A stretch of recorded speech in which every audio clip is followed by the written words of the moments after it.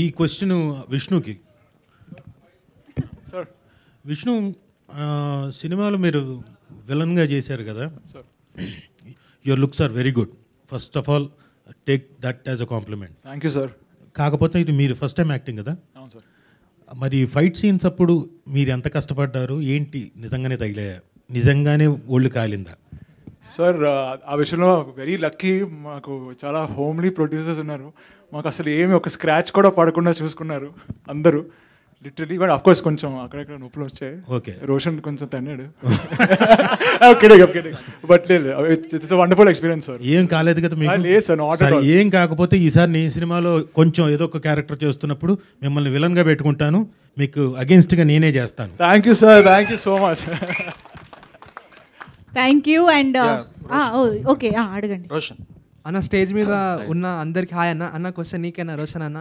Trailer చూసినాం, మస్తు నచ్చింది మాకు మా దోస్తులకు. పక్కా 29th పోయి స్టేజ్ పక్కా థియేటర్ చూస్తాము.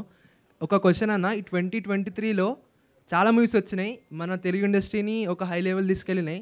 ఇన్ని మూవీస్లో మీకు ఒక్క మూవీలో చాలా ఇన్స్పైర్ చేసి ఈ క్యారెక్టర్ నేను చెయ్యాలి, నాకు సెట్ అవుతుంది అని ఒక క్యారెక్టర్ ఉంటే ఆ మూవీ పేరు చెప్పి మీకు ఏ క్యారెక్టర్ చేయాలో చెప్పండి, చేయాలనిపిస్తుందో. 2023లో మూవీ అంటే ఒక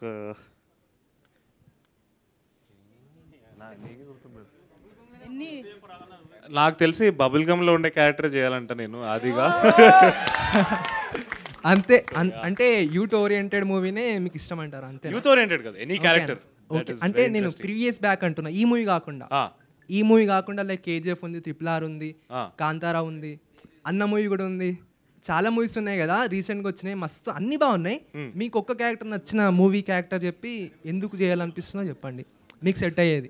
యానిమల్ బాగుంటుంది. యానిమల్ నాకు సెట్ అవుతుందో నేను చెప్పలేను, బట్ అది నాకు చేయాలని అనిపిస్తుంది. కానీ స్మాల్ యానిమల్,